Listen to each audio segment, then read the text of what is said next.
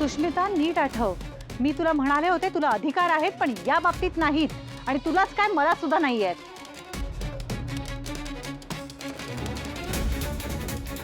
अच्छा अच्छा, I got it. अरे म्हणजे तुमच्यामध्ये मिसकम्युनिकेशन झालंय का? स्वानंदी, अगं तुझं बोलणं तिला नीट नाही कळलं असणार. तिला असं वाटलं असेल की आहे अधिकार तिला म्हणून, हो की नाही? असंच झालं. काही का असेना माझी भांडी अशी मोडीत जायला नकोय. मागच्या पिढ्यांचा आशीर्वाद आहे माझ्यासाठी. असा अवमान व्हायला नकोय त्याचा. आणि या वस्तू आहेत ना सुष्मिता, या सगळ्या वेगवेगळ्या देशांमधनं आणल्यात मी. खूप मौल्यवान आहेत त्या, त्याची आठवण आहे एक काहीतरी. आणि प्लीज परत न विचारता हे असलं काही करायचं नाही. मी तर काहीच केलं नाहीये ना, ताईमुळे झालंय सगळं. स्वानंदी बघ आता काय होऊन बसलं ते. अगं घरातली मोठी सून आहेस तू, ते जाऊ दे, सुष्मिताची मोठी बहीण आहेस. तिला नीट समजवायला हवं होतंस ना. बघ आता काय होऊन बसलं. मला असं वाटतं की तू तिला स्पष्ट नकार द्यायला हवा होतास. तू नकार दिला असताना तर असं काही झालंच नसतं. काकू माफ करा, पण जे काही बोलणं झालंय ते माझ्या आणि सुष्मितामध्ये झालंय ना. तो फोन कॉल ऐकायला तुम्ही तिथे नव्हतात, राईट?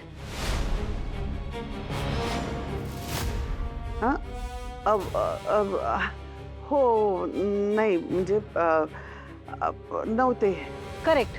म्हणजे त्यातला तपशील तुम्हाला माहित असणं शक्यच नाहीये.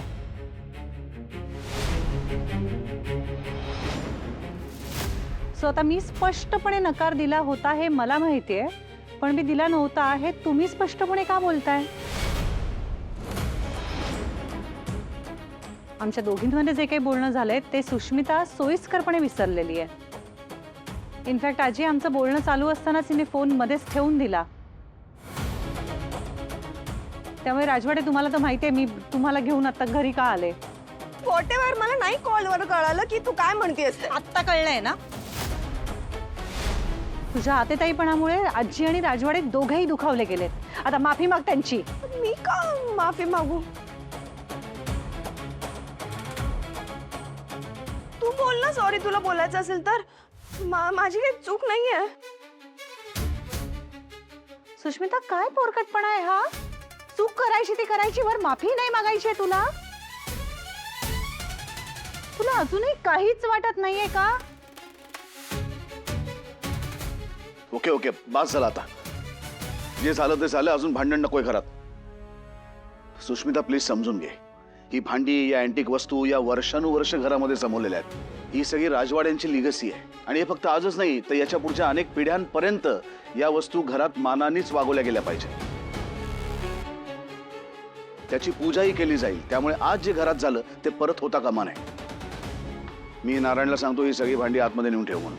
नाही, एक मिनिट.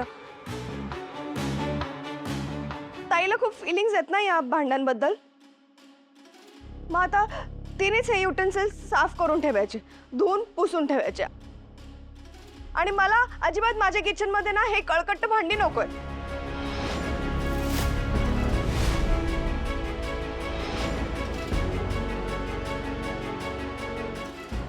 सुश, स्वानंदी, मी मी मी बोलते तिच्याशी. सुश सुश, अगं ऐकतेस का? स्वानंदी मॅडम, तुम्ही आता काही बोलू नका. तुम्ही शांत व्हा. उगाच ती नको ते तुम्हाला बोलत असते. राजवाडे, नाही, आज ह्या मुलींना ना हद्द केली आहे.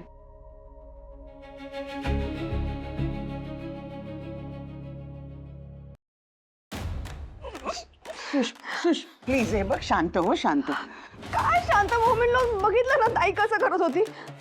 ती तर नेहमीच असं करते, त्यात नवीन काय. पण तू किती मस्त सुनवलंस हा तिला. स्वानंदी ना अति करते. ती मोठी आहे, तू लहान आहे, पण म्हणून इतकं ऐकवायचं तुला? काही लिमिट आहे की नाही त्याला?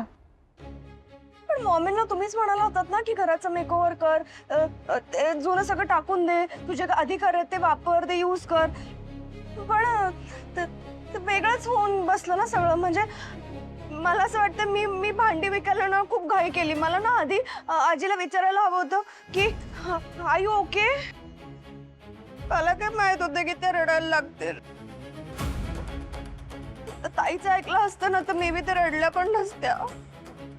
ताई ना बरोबर बोलली की ना खूप कष्ट पडतात हे सगळं बिल्डअप करायला. खरं तर ना मी सॉरी म्हणायला हवं होतं. पण तुम्हाला फील बॅड झालं असतं म्हणून मी बोलले नाही सॉरी. मॅडम आमचं काय? आय एम सॉरी, पण या घरातलं एकही भांडं या घराबाहेर जाणार नाहीये. थोडासा गैरसमज झाला होता, माफ करा.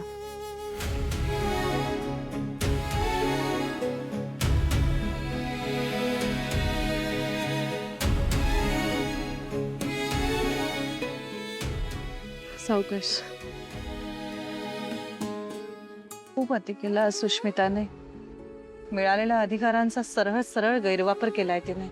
आजी, मी तिला म्हणाले होते हा फोनवर की काहीही ठरवण्याआधी आजींशी बोलायला हवं, आणि मला वाटलंच ती काहीतरी गोंधळ घालून ठेवेल म्हणून मी अशी ऑफिसमधून पटकन निघाले आणि घरी आले. पण जे व्हायला नको होतं ते सगळं झालंच.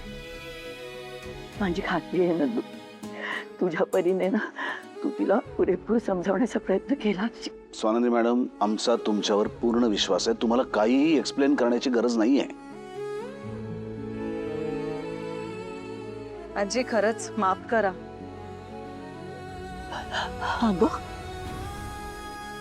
आजी, आज तुमच्या डोळ्यात पाणी आलं. मी सुष्मिताला वेळेवर नाही थांबवू शकले, पण मी खरंच सांगते, मी परत एकदा बोलेन तिच्याशी. मी तिला समजावेन, सांगेन, ओरडेन.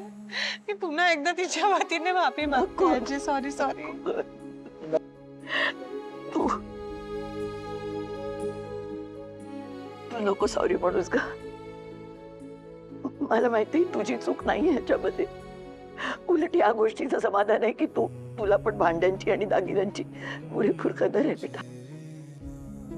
आणि मला खात्री आहे नंदू, माझ्यानंतर तू या सगळ्या पिढ्यांच्या आठवणीनं पुरेपूर जपशील. त्यात जपतीलच आजी. स्वानंदी मॅडमचा आत्ताचा रुद्रावतार पाहिलंच ना. यानंतर कोणीही तुझ्या भांड्यांना हातही लावणार नाही. नंतर सुष्मिता म्हणाले तसं, पण तुला ना ही सगळी भांडी स्वच्छ करण्याची काहीच गरज नाही. म्हणजे मितालीला सांगते करेल सगळं. नाही आजी, ही फार महत्वाची आहेत तुमच्यासाठी भांडी सगळी. ही मीच साफ करणार, आणि मी तुम्हाला वचन देते तुमची सगळी भांडी तशीच्या तशी स्वच्छ करून, लख्ख करून त्याच्या जागी ठेवीन आणि जपीन कायम.